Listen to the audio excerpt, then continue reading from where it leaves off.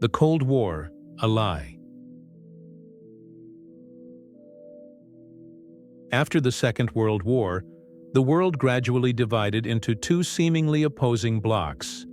The West, led by the United States, with NATO, founded in 1949, and the East, led by the Soviet Union, with the Warsaw Pact, founded in 1955.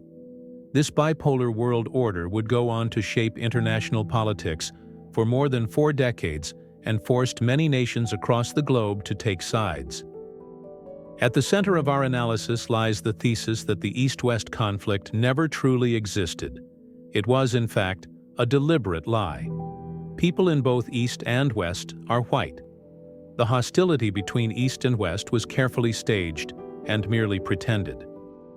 This provocative thesis fundamentally challenges the core assumption of the official version of history. The conventional narrative presents the Cold War as an inevitable and deep-rooted conflict between two irreconcilable systems: the capitalist West, led by the United States, and the communist East, led by the Soviet Union. A critical examination of the Cold War reveals an alternative interpretation. The hostility between the superpowers may have been carefully staged, a calculated geopolitical performance that granted both sides identical strategic advantages. In terms of foreign policy, this situation can also be compared to the well-known good cop, bad cop mechanism, in which two actors publicly adopt opposing positions, while in truth cooperating closely behind the scenes. This is a crucial line of thought. If the East-West conflict was not what it was claimed to be, then many social, economic, and military measures on both sides were not legitimized by a genuine threat, but rather by a deliberately fabricated threat, one that, in reality, never truly existed. If the threat wasn't real, then these measures were based on a deliberate lie and may have served an entirely different purpose. The real question is, what purpose did they truly serve? Benefits of a staged Cold War. The supposed threat posed by the ideological opponent was used by both sides to implement far-reaching social and political measures. Measures that, without such justification, would likely have been far less acceptable to the public. Military measures and arms race. In the United States, the East-West conflict was used to justify permanent armament and the militarization of society. It also led to the founding of NATO, officially to defend against communism, and to the Korean and Vietnam Wars. Both were direct interventions based on the claim that communism had to be stopped. The conflict also served to justify American hegemony over Western Europe, Japan, and large parts of the world, a global empire under the banner of defending the free world.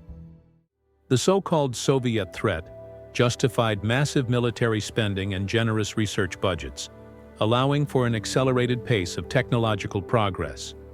The arms and space race drove key innovations, such as advanced rocket systems and satellites, that would later benefit civilian applications and further cement Western military and economic dominance.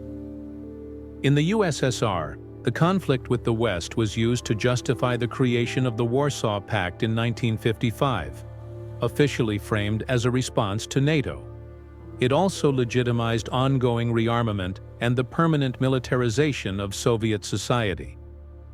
The Cold War cemented Soviet control over Eastern Europe and justified military interventions such as in Hungary in 1956 and Czechoslovakia in 1968, officially to protect socialism from Western influence. The Soviet Union, too, was able to use the threat posed by the Cold War to legitimize high military and research budgets, redirect state resources into strategic sectors, and over the course of the decades-long arms race, benefit from technological advances such as intercontinental missiles, nuclear weapons, satellites, and spaceflight. Another measure was the expansion of intelligence services and the surveillance of the population. In the US, the CIA was founded in 1947, and the surveillance infrastructure was massively expanded.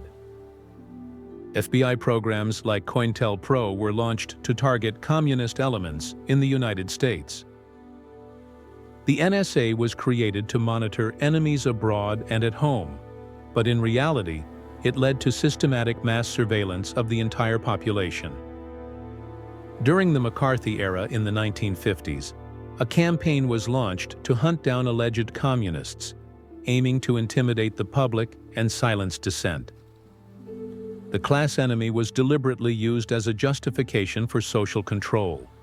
The anti-communist consensus allowed authorities to suppress domestic opposition, trade unions, and social movements, which were frequently discredited as being infiltrated by communists. In the USSR, the KGB, founded in 1954, was significantly expanded and developed into a global intelligence agency. At the same time, the regime established extensive surveillance of its own population through informants and wiretapping. Critics of the regime were frequently persecuted and intimidated, often accused of being spies for the West. Any form of dissent could be portrayed as Western sabotage or imperialist infiltration, tactics which made it easier to suppress reform movements and opposition. Without a real threat coming from the East-West conflict, these measures were in truth primarily instruments used for political and social control, not for the national defense of the people against an actual external class enemy threatening their existence. Economic measures, state control, and subsidies. After the World War, the United States launched the Marshall Plan. It enabled economic control over Western Europe under the pretext of the communist threat. The military-industrial complex was permanently built, with billions invested in the arms industry. There was also increased control over trade unions and business groups through anti-communist campaigns. In the USSR, there was forced planning and a state economy, justified by the need to be prepared against the capitalist enemy. Massive subsidies were directed to heavy industry and the arms industry, while the civilian economy stagnated. If the East-West conflict in its official form did not correspond to reality and was a lie, then economic management served more as internal control of the economy and society than as defense against a real threat. In this bipolar world, many countries around the globe faced a difficult choice, either to join one of the two blocs or risk being destabilized, economically isolated, or even militarily attacked. Historical examples reveal a clear pattern. Whenever a country does not clearly join Team West or Team East, these reactions typically follow. Regime change attempts, like in Iran, in the year 1953, the CIA and the British MI6 overthrew Prime Minister Mohammad Mossadegh, who had nationalized the British-controlled oil industry and was pursuing an independent national policy. Guatemala, 1954. President Jacobo Arbenz was overthrown because his agrarian reforms threatened U.S. corporate interests, and he pursued a neutral, independent course. Cuba serves as an example of economic pressure being applied. Initially seeking independence, Cuba was pushed by U.S. sanctions and isolation into a close alliance with the Soviet Union. To weaken Castro's now socialist regime, the United States imposed a comprehensive trade embargo.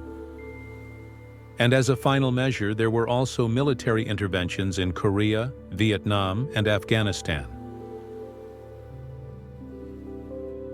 The hidden cooperation between East and West. Many historical facts and developments suggest that the Cold War may not have been as antagonistic as officially portrayed. The rigid bipolar world order appears in a different light when we consider the real cooperation between the supposed adversaries.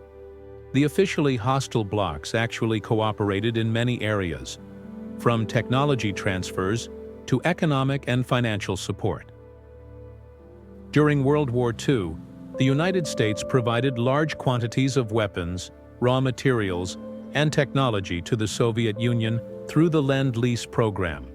Remarkably, Even after 1945, the Soviet Union continued to receive Western support, particularly in technology and industrial assistance. Many of the factories and production facilities in the Soviet Union were based on American patents and American-built machinery. Companies like General Electric, Ford, and Standard Oil provided technological equipment, even throughout the 1920s and 30s, when the ideological conflict had already begun to take shape. Example: the Ford factories in the Soviet Union. Henry Ford himself was directly involved in the construction of the Gorky automobile plant during the 1930s. This factory would later produce vehicles based on Ford models, which were used by the Soviet military, especially trucks. Historians have demonstrated that Western corporations and government institutions regularly supplied technology to the Soviet Union, even throughout the Cold War period. This raises a fundamental question: why would anyone provide an enemy with the economic means to build a counterbalance to the United States? Western banks, such as J.P. Morgan and the Rockefeller-linked Chase Manhattan Bank, maintained financial ties with the Soviet Union throughout the entire Cold War period. According to historians, loans and financial arrangements continued even during this time, sometimes through concealment strategies. The so-called grain loans of the Nixon administration. In the early 1970s, the United States granted large-scale credit lines to the Soviet Union to finance grain exports. Soviet agriculture was inefficient and depended on Western grain to prevent widespread famine. In 1975, at the height of the Cold War, the United States and the Soviet Union launched the Apollo-Soyuz test project, in which an American Apollo capsule and a Soviet Soyuz capsule docked in space. This project was not only a technical success, but also a symbol that cooperation in the field of technology was possible. The Cold War, a conflict without true escalation. Also noteworthy, despite all the rhetoric, there was never a direct military conflict between the United States and the Soviet Union. Instead, there were several proxy wars, Vietnam, Korea, and Afghanistan, that, notably, never truly disrupted the existing global order. Equally noteworthy, despite the doctrine of total war, not a single nuclear weapon was ever used in a direct confrontation. This suggests that the Cold War might not have been a genuine conflict, but rather a long-planned and tightly controlled rivalry that maintained a bipolar world order. Particularly revealing for the thesis of a staged rivalry is the behavior of the United States during the uprisings in Hungary and Czechoslovakia. Hungarian Uprising of 1956. Although the United States rhetorically called for the liberation of Eastern Europe, they did not intervene when the Soviet Union brutally crushed the revolt. Many Hungarians had hoped for Western support, but were bitterly disappointed. Prague Spring of 1968. When Soviet troops moved into Czechoslovakia, in order to suppress the ongoing reform efforts, the United States limited its response to verbal protests only. It took no concrete steps to support the Czechoslovak reform movement. This kind of behavior suggests a silent understanding between the superpowers, indicating that they would respect each other's spheres of influence, regardless of all official public rhetoric. An alternative perspective on the official narrative. The official narrative of the Cold War, as presented in schoolbooks, political speeches, and by mainstream historians, goes as follows. The Cold War was an inevitable conflict between two incompatible systems: the capitalist West, led by the United States, and the communist East, led by the Soviet Union. The rivalry was real, driven by opposing ideologies, and resulted in proxy wars, espionage, and arms races, until the Soviet Union eventually collapsed in 1991. In this mainstream narrative, the Cold War is generally portrayed as a natural and unavoidable consequence of the Second World War. a kind of ideological, inevitable struggle between democracy and dictatorship, freedom and oppression, market economy and planned economy. Our thesis diverges from the official narrative. Instead of being a spontaneously emerging conflict, several indicators point to the idea that the Cold War was in fact a long-term strategic concept, a means of dividing the global order into two opposing blocs, and thus establishing a stable form of controlled rivalry. Conclusion: the Cold War as an instrument of global control. This critical view of the Cold War leads to a fundamental reinterpretation of this pivotal chapter in world history. Many social, economic, and military measures were justified by a so-called threat that may not have been real. If this threat was artificially created or exaggerated, then these measures were essentially based on a lie and may have served entirely different purposes than those officially stated. The Cold War was used by both sides to maintain internal control. The constant threat served as justification for surveillance, militarization, and the suppression of dissenting opinions. The United States used the conflict to expand its global power, while the USSR used it to legitimize internal repression and its control over Eastern Europe. Both superpowers benefited from the bipolar world order. The threat presented by the Cold War allowed both power blocs to steadily increase their military and technological capabilities. In both the arms race and the so-called space race, they engaged in a continuous contest for dominance in weapons and advanced technology. They developed nuclear weapons, missile systems such as intercontinental ballistic missiles, and space-based technologies like surveillance satellites. If the mutual threat was merely feigned, then the arms race did not serve, as officially claimed, the purpose of nuclear deterrence against the opposing bloc.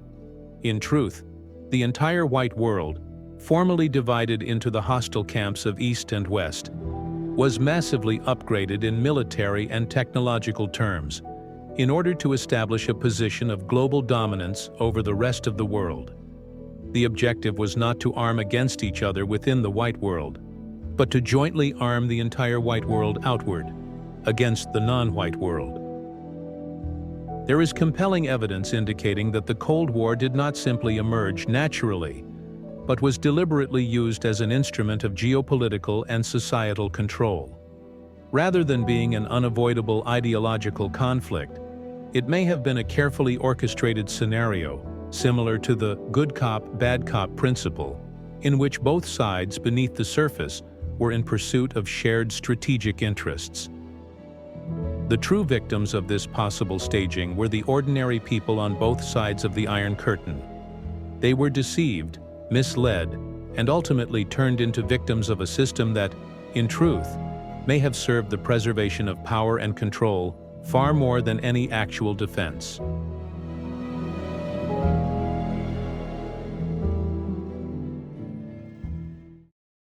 Cold War arms race.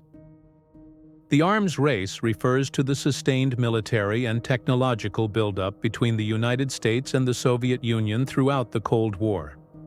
Both superpowers aim to secure military superiority, particularly in the fields of nuclear weapons, conventional forces, missile defense systems, and advanced space technology. The objective was to establish mutual deterrence, a strategic concept later known as mutually assured destruction, or MAD. The underlying idea held that no direct war could ever be won, since both sides possessed sufficient nuclear weapons to annihilate one another. The arms race began after the end of World War II in the 1940s. In this early phase, the major powers started developing nuclear weapons. In 1945, the United States sent a clear signal of military dominance with the atomic bombings of Hiroshima and Nagasaki. In 1949, the Soviet Union tested its first atomic bomb, named RDS-1, bringing an end to the U.S. nuclear monopoly. In 1952, the U.S. tested the first hydrogen bomb, a significantly more destructive weapon. The Soviet Union followed in '53 with its own H-bomb. Conclusion of this phase. The Cold War now clearly enters the nuclear era. Both sides begin sustained and large-scale investments in nuclear weapons systems.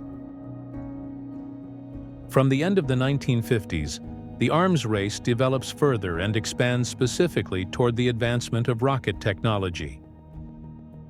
In the year 1957, the USSR shocks the world by launching Sputnik, the very first artificial satellite. The United States fears that Soviet rockets will soon be able to carry atomic bombs across the Atlantic Ocean. Both sides begin the development of intercontinental missiles that are capable of transporting nuclear warheads across many thousands of kilometers. Starting in the 1960s, both superpowers developed submarine-based nuclear weapons, known as SLBMs, which enabled a second strike capability. This marked a crucial step toward nuclear deterrence. Even after a first strike, enough firepower would remain to annihilate the enemy. The arms race is officially portrayed as a fierce struggle between the United States and the Soviet Union, a duel in which two irreconcilable systems sought to outdo one another with ever more advanced weapon technologies.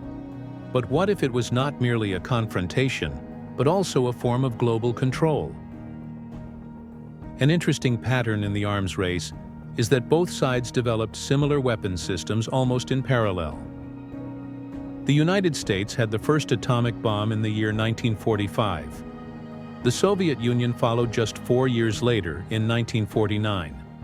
Hydrogen bombs were tested by the United States in '52 and by the USSR in '53.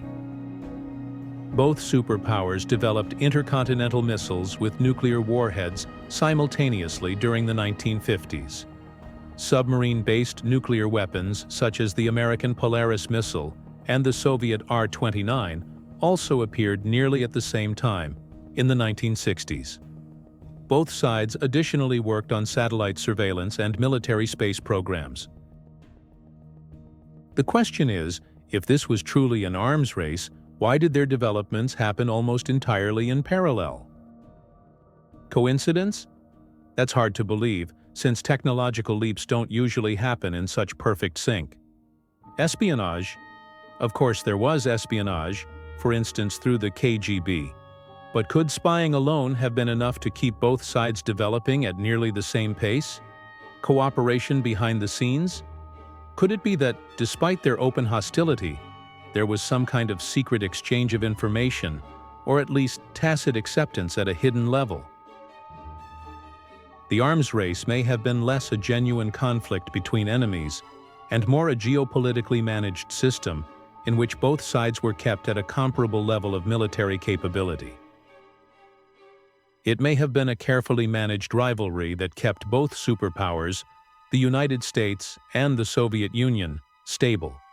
It empowered industries and intelligence agencies, pushed technological innovation forward, and enabled global control through extended proxy wars.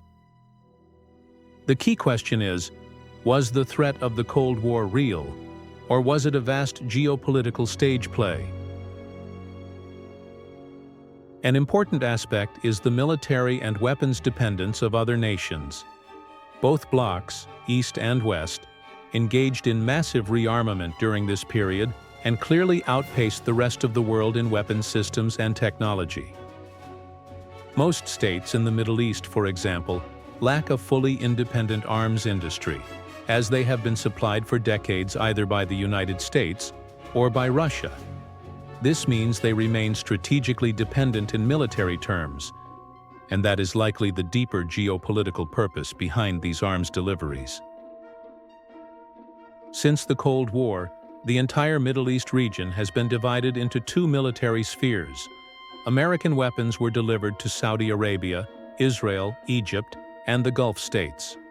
Russian weapons went to Syria and Iran, and until 2003 also to Iraq. This dependence on weapons is intentional because a country with its own arms industry can defend itself. A country that buys weapons remains dependent. When examining the arms race, a broader and quite revealing picture emerges.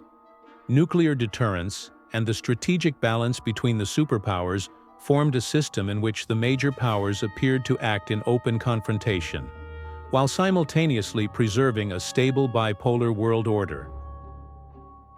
Under the pretext of the Cold War, both sides had a reason to expand their military capabilities.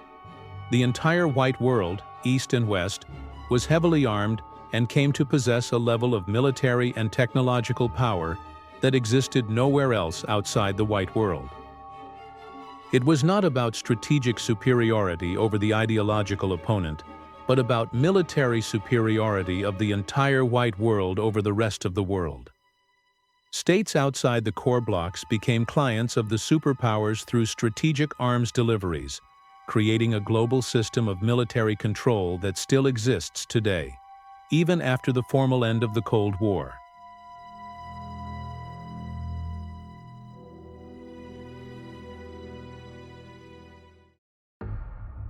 Nuclear war and nuclear threat. The fear of the atomic bomb began with the bombings of Hiroshima and Nagasaki in August 1945. This first real use of nuclear weapons was not only the end of the Second World War, but also the beginning of a worldwide fear of nuclear annihilation. Soon after, the destructive power became unmistakably clear, and the first warnings of nuclear war began to surface in both the media and political debate. The United States held a nuclear monopoly until '49, but after the first Soviet atomic test that same year, the arms race, and with it a worldwide fear of nuclear war, truly began. The bomb's destructive power very quickly made nuclear weapons be seen as the ultimate threat. The fear of a so-called nuclear winter was steadily reinforced by both scientists and by the media. The Cold War is perhaps the most significant era in which the threat of nuclear war was steadily built up, both in the United States and in Europe, as well as in the Soviet Union. In the United States in the 1950s, during the presidency of Truman, the concept of massive retaliation was introduced, meaning that every attack would be met with a full and overwhelming nuclear strike. The population in the United States and in Europe was deliberately being conditioned by information campaigns so as to fear a Soviet first strike. The building of air raid shelters and the familiar duck and cover drills in schools were explicitly meant to make the constant threat clearly and constantly felt. The Cuban Missile Crisis of 1962 is regarded as the most critical moment of the Cold War. Many believed that a nuclear war was about to break out. News coverage in the Western world created intense fear of a nuclear strike, and many people began to stock supplies or looked for ways to protect themselves. In the late 1970s, tensions rose once again. The NATO double-track decision of 1979 and the Soviet military buildup led to large-scale protests. During the NATO exercise Able Archer in 1983, the Soviet Union even believed that a nuclear first strike was imminent. Western media picked up on this scenario, and the fear of nuclear war among the population grew even further. Ronald Reagan's rhetoric about the evil empire and his aggressive arms buildup further intensified the perception that a nuclear war might in the end become unavoidable. It raises the question, what was intended with all of this? What was the aim of this decades-long campaign of fear? What goals were really being pursued with this nuclear threat, constantly evoked by politics? The fear of a Soviet attack was used as a justification for military buildup. Billions were invested in nuclear weapons, missile systems, and defense technologies. A clear image of the enemy was deliberately created. The population was meant to see the opponent as a looming threat, ensuring social support for their own state. For example, during the McCarthy era of the 1950s, communists were portrayed as traitors and spies, allegedly preparing the destruction of America. In the Soviet Union, on the other hand, the United States was depicted as imperialist aggressors, ready to strike at any moment. Through the nuclear threat, governments gained legitimacy for expanding intelligence services, surveillance and control of the population, and the introduction of emergency laws. During the Cold War, there were laws in the United States that allowed extensive surveillance in order to identify spies. In the Soviet Union, under the pretext of a Western threat, an all-encompassing system of surveillance was created. The KGB carried out so-called preventive measures to silence critical voices at an early stage. Governments exploited the panic to legitimize surveillance programs that would, under normal circumstances, likely have been rejected. The fear of nuclear war thus served as a tool to enforce the rise of a surveillance state. Suppressing opposition and peace movements. Those who protested against nuclear policy were often portrayed as naive, or even as collaborators of the enemy. The Reagan administration in the 1980s labeled opponents of nuclear weapons as unrealistic or as agents of Soviet influence. In 1983, protests against the Pershing II missiles in Germany were denounced as communist-controlled.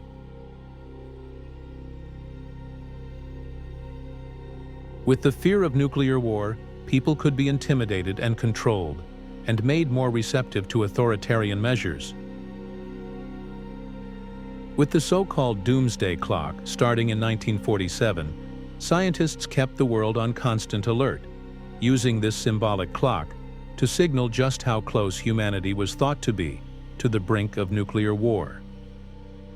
The Duck and Cover campaign in the United States, beginning in 1951, conveyed the feeling that an attack could be survived if one behaved correctly. The Protect and Survive campaign in Britain during the 1970s offered instructions for building emergency shelters, but faced heavy criticism for suggesting unrealistic chances of survival. In the end, an entire generation was raised under a constant sense of threat. Children who grew up with Duck and Cover were shaped by the feeling that the world could end at any moment. This created stress, but also obedience. Psychological studies from the 1980s show that many young people felt helpless, fearful, and without any sense of future because of the nuclear threat. This sense of powerlessness encouraged either resignation or blind activism. Both of these reactions could be taken advantage of by those in power, whether to dismiss anti-nuclear protests as hysterical or to nurture a no-future attitude that slowed down fundamental change. The fear of nuclear war was not only communicated as a real threat, but was also used as a useful political instrument. Through the fear of the bomb, the state became more powerful, while the citizen became more controllable. Surveillance, the restriction of civil rights, and militarization were accepted as so-called necessary measures. The alternative interpretation sees a clear pattern in this. Threats, whether real or exaggerated, serve to steer the masses. They provide the justification for surveillance, rearmament, and obedience. The fear of nuclear war was, in the 20th century, perhaps the most powerful of such specters, creating trauma and conformity across generations, and it was used by both sides, East and West, as the foundation for justifying their policies.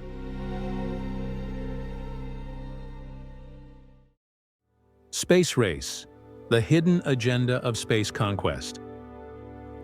Closely connected to the arms race is another significant chapter that helped shape the long years of the Cold War.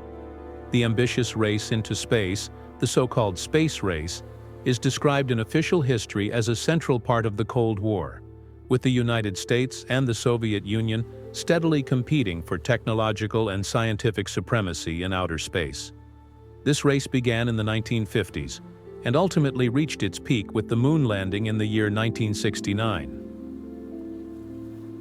The official starting signal for the space race came on the 4th of October 1957, when the USSR launched Sputnik 1 into space, the very first artificial satellite in the world. This so-called Sputnik shock led in the United States to the founding of NASA in the year 1958 and to massive investments in space exploration. The Soviet Union dominated the early phase of the race. November 1957. Sputnik 2 carries the dog Laika into space. 12th of April, 1961. Yuri Gagarin is sent into space aboard Vostok 1 as the very first human being.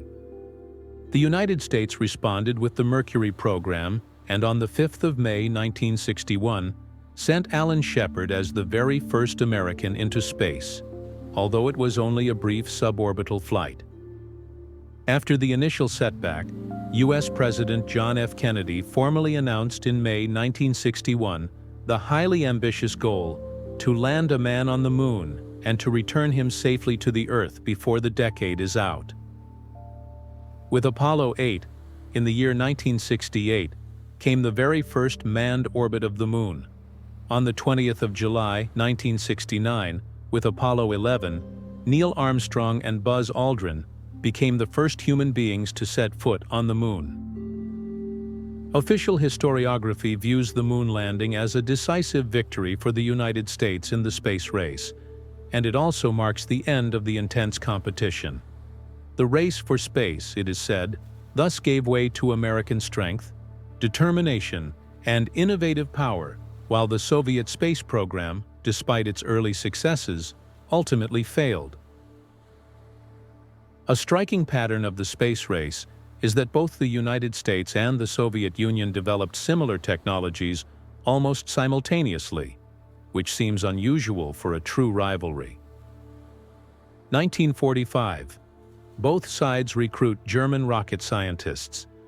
After the Second World War, both the United States and the Soviet Union took over German rocket scientists and the V-2 technology that had been developed by Wernher von Braun and his team in Nazi Germany.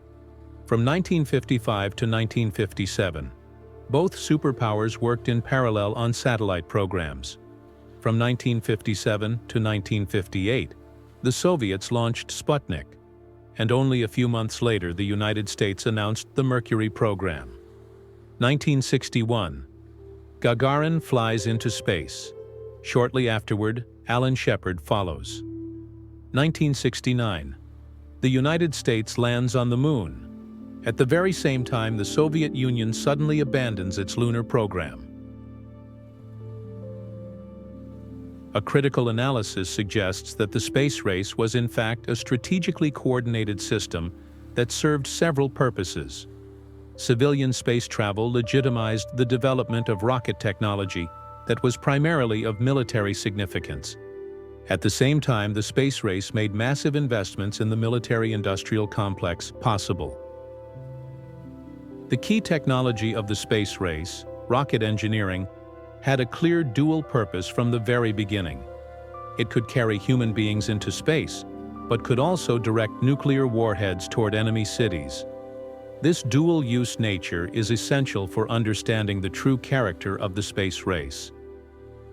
The space programs of both superpowers were built on the very same technological foundation: the German V-2 rocket from the Second World War.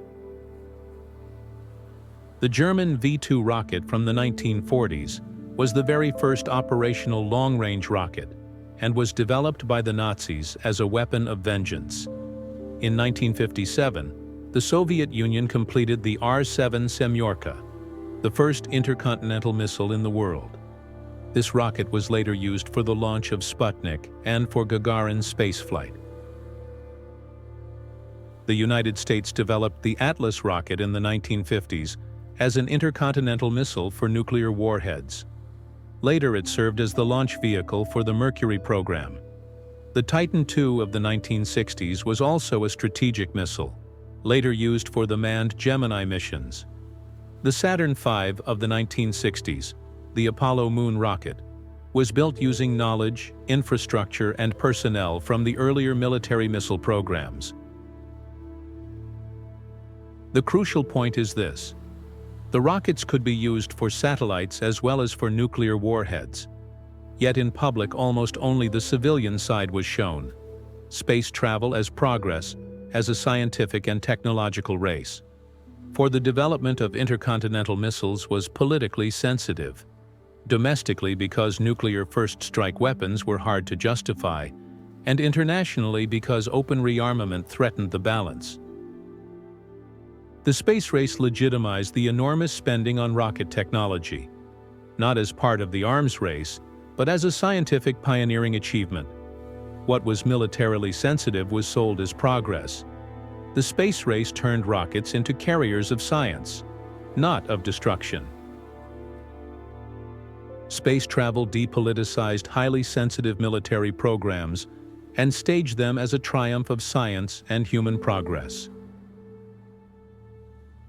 While public attention was fixed on manned space flights and the landing on the moon, programs for the ongoing development of spy satellites were quietly unfolding in the background. The true strategic priority of the superpowers, along with the rocket technology that was required for military intercontinental missiles. The top-secret Corona program by the CIA was the world's first systematic satellite espionage system. Corona satellites took photographs of Soviet territory using high-performance cameras. The satellites ejected film capsules with parachutes, which were caught mid-air by U.S. military aircraft. Corona provided more information about Soviet military installations than all spy planes before it. The program remained classified until 1995, longer than the Apollo program. The Soviet Union ran its own spy satellite program at the same time, in parallel. Zenit satellites, from 1961, were perceived by the public as scientific research satellites, but in reality they were in fact high-resolution reconnaissance satellites.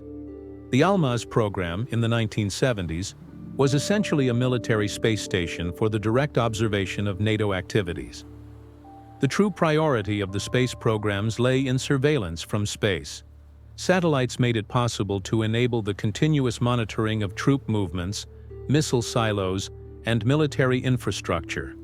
Surveillance satellites for early warning systems in orbit could detect missile launches on Earth at a very early stage, and in this way provide timely warnings of attacks. Satellites could also verify and confirm whether disarmament treaties were being upheld. The military and geopolitical value of these systems clearly and significantly exceeded the scientific benefit of manned spaceflight. The space race is often portrayed as a scientific endeavor or even as an ideological competition. A critical analysis, however, shows that it was primarily an instrument for gaining geopolitical control, not over outer space, but ultimately over the Earth itself. Since the end of the Cold War, the release of formerly classified documents has shed new light on the space race and confirmed many of the critical theses regarding the military and geopolitical nature of the competition for space. The CIA released details of the Corona program, the very first spy satellite program, which ran in parallel with the Mercury and Gemini programs. Declassified Pentagon reports show that military planners considered the moon to be strategically worthless and instead prioritized satellite technology. Soviet documents released after 1991 revealed the primarily military focus of their own space program. Behind the facade of scientific competition, the space race pursued geopolitical objectives. It was primarily a geopolitical instrument of power, not a purely scientific undertaking. It served mainly military and strategic purposes, not the exploration of outer space. It was closely linked to the strategy of nuclear deterrence. Intercontinental ballistic missiles with their nuclear warheads could reach any point on Earth within just a few minutes. The control of near-Earth space made possible global surveillance and communication monopolies. Satellites could observe every single region of the Earth without ever violating national airspace boundaries. Whoever dominated satellite communication ultimately controlled the worldwide flow of information. Weather forecasting through satellites also offered enormous strategic and economic advantages. Manned spaceflight, and especially the moon landing, were possibly more like side products and prestigious distractions from the real objectives: nuclear deterrence, global surveillance, and strategic dominance. Conclusion. The space race did not primarily serve the exploration of outer space. It was not a race to the moon, but rather a struggle for the control of the Earth from space. It was not primarily a scientific undertaking, but an instrument of military and geopolitical power, disguised as the peaceful exploration of space. Both sides, East and West, engaged in a race under the pretext of the Cold War, and at the same time developed the very same technologies and capabilities. The White World was now technologically able to control the entire globe from space, through rockets and satellites.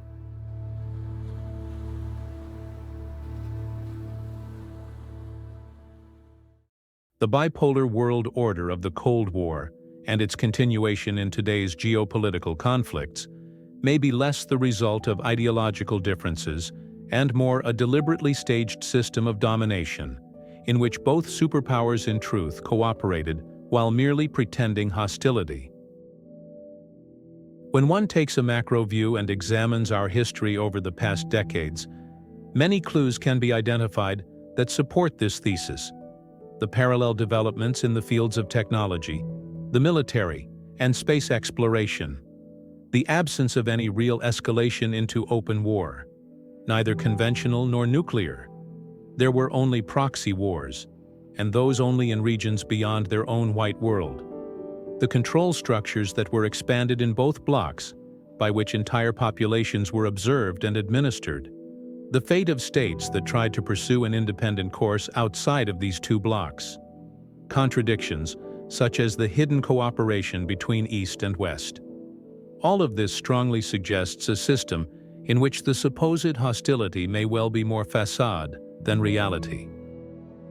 Viewed in this light, the division of the world into two opposing blocks may have primarily served the purpose of expanding the white world to its utmost level, both technologically and militarily. East and West moved in lockstep with their technological and military efforts, clearly distancing themselves, both technologically and militarily, from all other non-white regions of the world.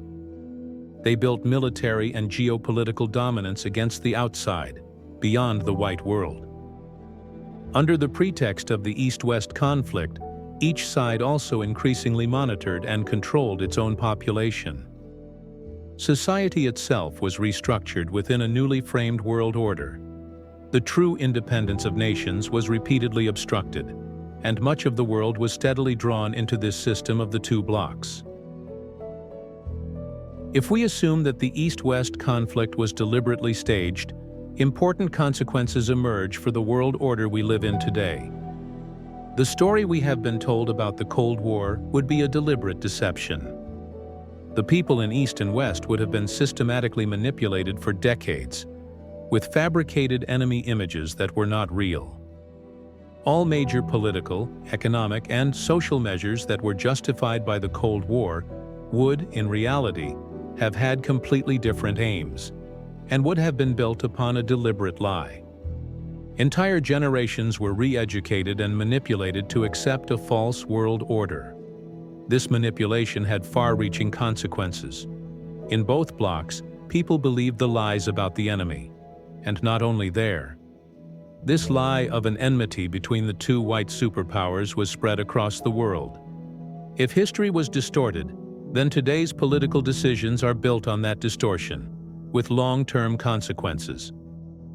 This is not just a historical subject, it has direct effects on our society today and on the way politics operates. The state perfected its total control over society. The Cold War served as the perfect pretext to construct surveillance states. Mass surveillance, intelligence services, social control, and propaganda were refined and expanded during that period. These systems were never dismantled. They still exist to this day. The lie of the Cold War has created the permanent system of control we are living in today. The entire world order is built on a construct, not on chance or democracy. The Cold War created a world order divided into two blocks, with the United States as the dominant power. If the threat of the Soviet Union never truly existed, then this order was not built on freedom, but rather on manipulation.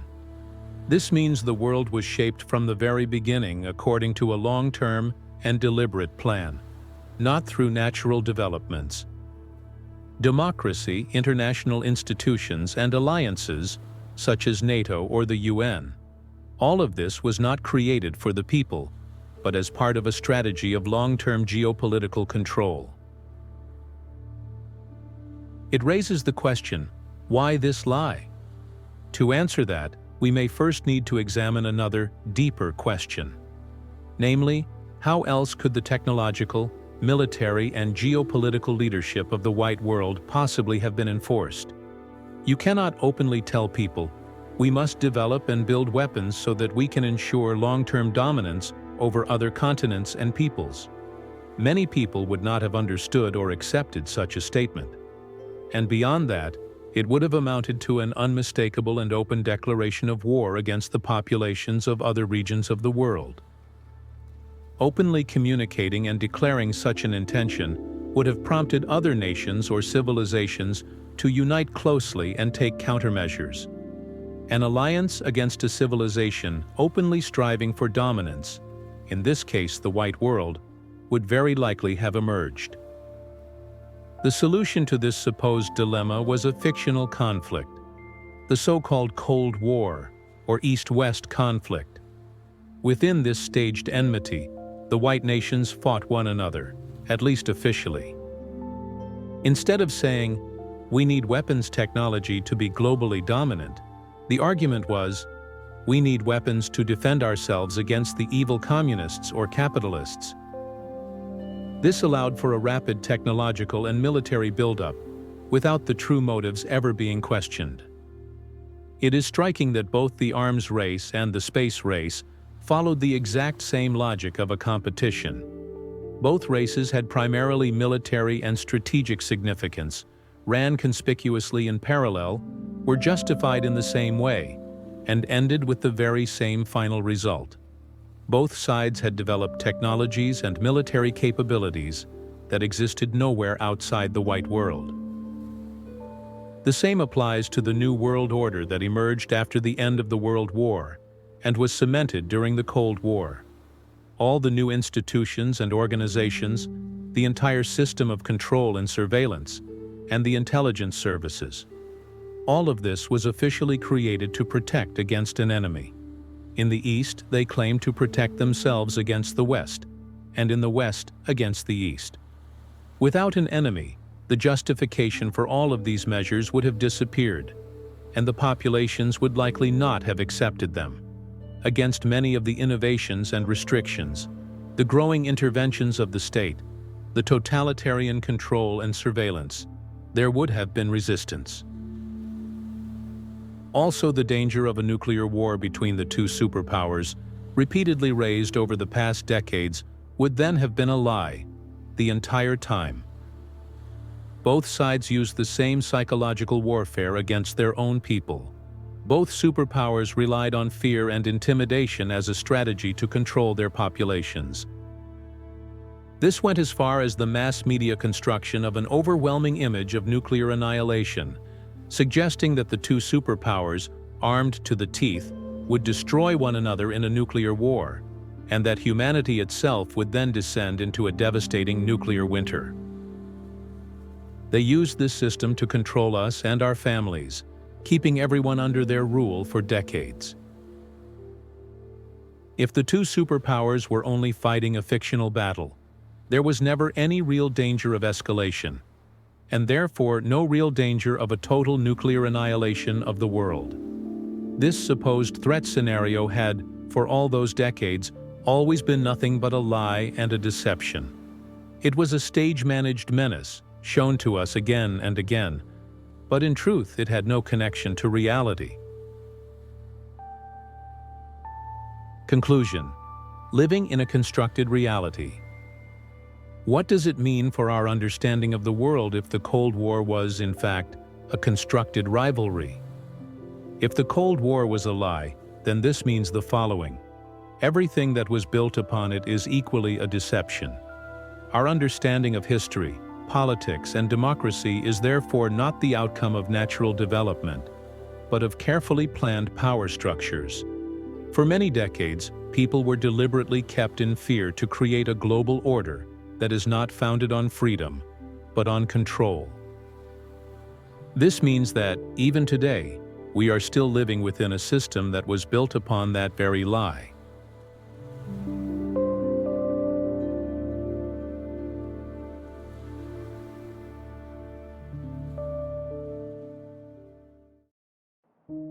Making this documentary took several months of intensive full-time work. If it moved you or you learned something new, please consider supporting my work. I can then continue this project and produce additional parts. Otherwise, I simply won't be able to continue. I'd be incredibly grateful for any donation, big or small. I fully expect this to get shadow banned to limit the reach of this content. Please like, subscribe, and share the video. That helps me maintain visibility even under shadow banning.